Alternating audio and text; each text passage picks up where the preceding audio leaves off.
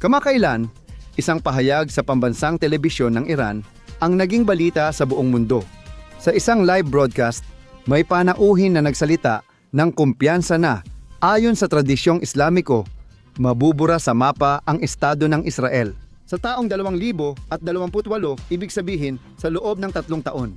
Hindi basta-basta ang timing ng komento. Dumating ito habang nasa isa sa pinakamalakas na yugto ng pag-unlad militar ang Iran. Sa likod ng kamera, habang ang talumpating ito ay umuugong sa gitna ng palakpakan at mga sigaw, ang mga pabrika ng misail ng Iran ay nagtatrabaho araw at gabi nang walang tigil na may malinaw na layunin na pataasin ang produksyon sa antas na hindi pa nangyayari noon. Kumpirmado ng internasyonal na pinagkukunan na layon ng rehimen na doblehin ang kakayahan sa pagpapaputok at magkaroon ng arsenal na kayang maglunsad ng hanggang 2,000 misail sa isang opensiba. Ang ganitong kalaking pag-atake ay maaaring mag-overload kahit ang pinaka-advanced na depensa ng Israel. Hindi nag-iisa ang Iran sa pagpapanatili ng bilis na ito. Kamakailan, nagpadala ang China ng mahigit 2,000 tonelada ng sodium perchlorate, ang pangunahing kemikal para gumawa ng solid fuel ng mga misil. Tinitiyak nitong tuloy-tuloy ang makinarya ng digmaan ng Teheran. Samantala, patuloy ang kooperasyong militar ng Rusya, kabilang ang negosasyon para sa paghahatid ng mga Su-35 na fighter jet at posibleng mga sistema ng air defense na S-400 o HQ-Siam, isang hakbang na lubos na magpapalawak sa depensa ng Iran laban sa mga fighter jet ng Israel. Pinapalakas din ng kanilang mga kaalyado ang puwersa, Hezbollah sa Lebanon, Shia militia sa Syria at Iraq at Houthi sa Yemen. Tumatanggap sila ng pagsasanay, payo at armas sa ilalim ng direktang supervision ng Iranian Revolutionary Guard. Isa itong alyansang militar na sumasaklaw sa buong rehiyon na idinisenyo para tumugon ng magkakasabay kung sakaling sumiklab ang mas malawak na labanan. Makikita nating hindi ito nananatiling tahimik. May galaw sa likod ng mga eksena. Habang nangyayari ito, nagkakalat ang Teheran ng apokaliptikong mensahe na parang panrelihiyon. Ngunit may tagong estratehiyang pampolitika. Dahil ang sinasabing propesiya ng Islam na ito na nagtataya ng katapusan ng Israel sa 2028 ay wala naman sa alinmang sagradong aklat ng Islam. Wala ito sa Quran o sa mga tunay na hadith.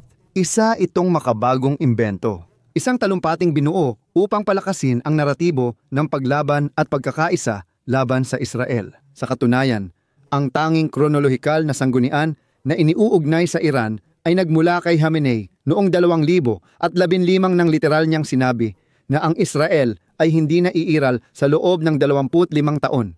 Kung gagamitin ang kalkulasyong iyon, 2040 ang pinag-uusapan, hindi 2028.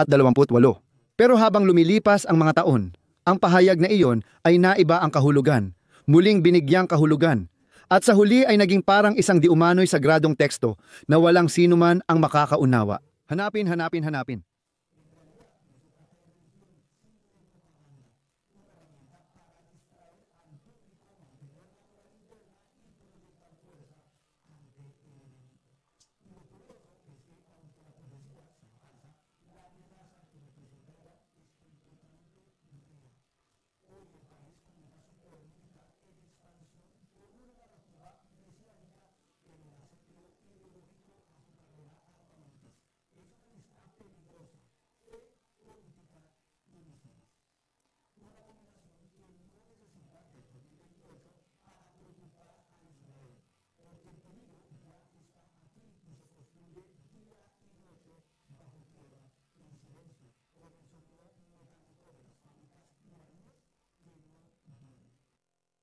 At habang ang Iran ay lumulubog sa isang kaguluhan na hindi pa nangyari sa kasaysayan ng makabagong panahon, matinding polusyon, wala silang tubig, isang krisis sa humanitarian, bagsak ang mga serbisyong pampubliko, at iba pa, at mapagpakumbaba, at iba pa. Siyempre, lahat ng mga yaman ay nauunawaan na nakatuon sa kanilang mga sandatang militar, naghahanda para sa isang bagong digmaan laban sa Israel. Mahalaga ito. May ilang nagpasalamat sa akin matapos kong ibahagi sa kanila ang music channel na La Voz de Sion. Silipin mo kung di mo pa alam ang tungkol sa La Voz de Sion at hiniling din ng mga taong ito na ibahagi ko pa sa kanila ang ibang channel. Sige, dumaan ka rin sa channel na Omora Music. Kung isa ka sa mga mahilig sa musika na tumatalakay tungkol sa walang hanggan, na may mga nakaka-inspire at espiritual na mensahe. Pagkatapos ng video na ito, bisitahin mo ang channel. Makakakita ka ng iba't ibang klase ng tugtugin para sa lahat ng okasyon. May malaking talento. Oo, dahil lahat ng liriko ng mga kantang maririnig mo doon ay gawa ng isang malapit kong kaibigan na labis kong hinahangaan at mahal. Iiwan ko ang link sa description ng video Omora na may dobleng M. Omora Music, huwag palampasin. Mag-subscribe kayo sa channel na yon. Sige, ituloy natin ang ating ginagawa habang ang mga tagapagsalita ng Iran ay naglalabas ng slogan at propesiya. Tahimik namang umuusad ang rehimen sa mas mahalagang bagay, malalim na pagbabago sa kanilang militar. Pinalalakas ng Iran ang kanilang kagamitang pandigma. May mga pabrika na gumagawa ng mga misil, drone at long-range rocket 24 na oras. Pero higit pa sa paggawa ng mas maraming armas ang kanilang plano. Ang layunin nila ay gawing hindi matitinag ang kanilang lakas sa pag-atake. Kaya naman nagtatayo sila ng isang bagong napakalaking underground na complex na ayon sa mga analyst, Bundok ng Peacocks.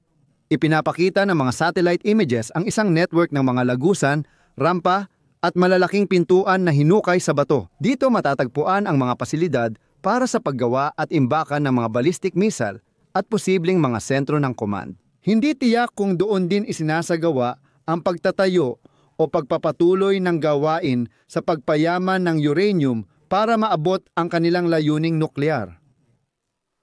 Layunin nilang gumawa ng mga bunker na sobrang lalim at hiwa-hiwalay para hindi masira kahit ng eksaktong pambobomba. Matapos ang mga pag-atake sa mga pasilidad tulad ng Natanz o Isfahan. Naintindihan ng Iran na ang kanilang kahinaan ay hindi ang dami ng mga misil, kundi ang kanilang pagiging vulnerable sa ibabaw. Ngayon, mas malalim na nilang inililibing ang kanilang arsenal kaysa dati. Pinatitibay nila ang mga bundok at ginagawa nila ito gamit ang parehong prinsipyo na ginamit ng Hilagang Korea, ang makaligtas sa unang bugso ng mga pag-atake at manatiling may kakayahang gumanti. Sa baybayin ng Golpo ng Persya, ipinakita na ng Revolusyonaryong Gwardya ang ilan sa tinatawag nilang lungsod ng misil. Sumikat ang mga ito noong digmaan. Kilometro ang haba ng mga lagusan na, ayon sa propaganda, itinayo higit 100 metro sa ilalim ng lupa. Doon nila iniimbak ang mga cruise missile, drone, at mabilis na bangka handang lumabas mula sa ilalim ng lupa, diretso sa dagat, sa mismong kalupaan. Ang proyekto ng Bundok Peacocks ay isang hiyas ng doktrinang ito, isang pasilidad na kayang maglagay ng mga sistemang balistiko pati na rin bahagi ng programang nuklear ng Iran. Pero heto ang kabalintunaan. Habang ipinagmamalaki ng rehimen ang kanilang lakas at pagiging lihim, may mga lumabas na larawan ng mismong underground complex mula sa loob ng Iran. Totoong mga video na sinasabing kuha ng isang lokal na manggagawa na nagtatrabaho sa konstruksyon, na nagpapakita ng mga pintuang bakal ng mga bunker, mga lagusan at pati na rin ang mga pasukan sa complex. Isang butas na naglantad ng mga detalye na kahit anong satellite ay hindi kayang ipakita ng ganoon kalinaw. Para sa isang bansa na nabubuhay na obsessed sa seguridad at pagbabantay, ito ay isang napakalaking pagkakamali. Dahil kung ang mga larawang ito ay nakarating sa internet at nailathala, kailangan nating isipin kung ano na ang hawak ng Mossad. Marahil ang pinakamahusay na serbisyo ng intelihensya sa mundo. Isang bagay na ikaw at ako ay hindi alam at tiyak na hindi rin iisiping alam ito ng Iran. Maaaring maghukay ng malalim ang Iran pero mahirap silang makapagtago mula sa mata ng Israel. Paulit-ulit nang napatunayan ni Mossad na kaya niyang makapasok sa mga pinakaprotektadong lugar ng rehimen, magnakaw ng impormasyong nuklear, alisin ang mga siyentipiko sa loob ng Iran at maglaho ng walang bakas. At hindi tayo nag-uusap ng mga haka-haka o kwento. Pinag-uusapan natin ang mga totoong pangyayari na naganap sa mga naunang pag-atake. Kaya kapag may Iranyanong supplier na naglabas ng mga larawan, mga video ng mga pintuan ng isang napakalihim na bunker, ang tanong ay hindi kung paano ito nailabas, kundi sino pa ang naglabas. Alam na ba ito ng Iran noon pa? At ano pa kaya ang alam ni Mossad? Malinaw ang mensahe. Pwedeng patibayin ng Iran ang mga pasilidad nila, pero ang kahinaan nila ay nasa impormasyon, hindi sa bakal o semento. Bawat tagas, kapabayaan at lumalabas na larawan o video mula sa bansa ay nagpapalakas sa intelihensyang Israeli at kanluranin na nagmamasid sa bawat metro ng kanilang bundok. Sa tumitinding tensyon araw-araw, maaaring magdulot ang isang larawan, video, koordinada o tagas ng pagkakaiba sa pagitan ng natagong lihim at nawasak na target. Sinusubukan ng rehimeng Iranian magtayo ng kuta sa ilalim ng lupa, ngunit nauuwi itong may mga bintanang bukas sa langit. Mula sa itaas, binabantayan ng Israel ang bawat galaw. Habang naghuhukay ang Iran sa kanilang mga bundok, tila gustong maghukay ng Estados Unidos sa politika ng Gaza. Sa mga nakaraang araw, lumitaw ang isang nakakagulat na ulat na inilathala ni Shomrin. Tila pinag-aaralan ng Washington ang pagtatayo ng isang permanenteng base militar sa hangganan ng Israel at Gaza na may budget na $500 milyong. Ang panukala ay layong magtayo ng pasilidad na kayang tumanggap ng libu-libong sundalong Amerikano sa ilalim ng argumento ng pagpapalakas ng internasyonal na pagpapatatag at kontrol sa lugar matapos ang digmaan. Papayagan ng base ang Estados Unidos na magkaroon ng direktang presensya, hindi lang basta koordinasyon sa Israel, at mas may autonomiya sa usaping makatao, logistikal at seguridad. Sa teorya, ang layunin nito ay tumulong na matiyak ang demilitarisasyon ng Gaza at maiwasan na muling sumibol ang Hamas. Pero ang tanong ng marami ay, kung ang base na ito ay hindi ba talaga magiging isang paraan ng kontrol sa politika sa mga nangyayari sa pagitan ng Israel at Palestina? Dahil ang lokasyon ay nasa pinakasensitibong bahagi ng mapa, bawat metro ng buhangin ay may kasaysayan, tunggalian at alaala. Umiwas magbigay ng dagdag na impormasyon ang hukbong sandatahan ng Israel. Ito ang nagpapalakas ng mga pagdududa kung ang proyekto ba ay tunay na kinonsulta sa Jerusalem o kung ito ay isang ideya na direktang itinulak mula sa Washington. Sa ngayon, tiyak na nagbukas na ang Estados Unidos ng maliit na sentrong militar sa Kiryat Gat bilang koordinasyon sa pagitan ng CFDE at CETCOM. Ang bagong base ay magiging ibang-iba. Isang pasilidad para sa deployment na may kakayahang magsagawa ng interbensyon.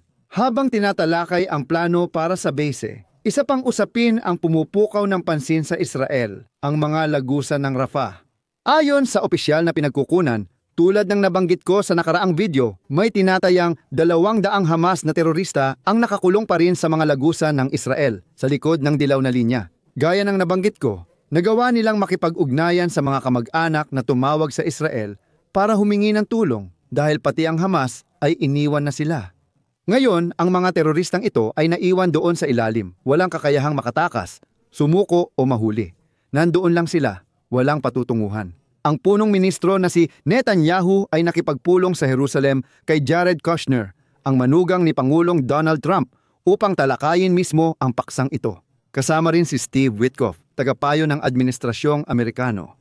Malinaw, lahat ng desisyon para sa mga mandirigmang ito ay kokonsultahin sa Washington.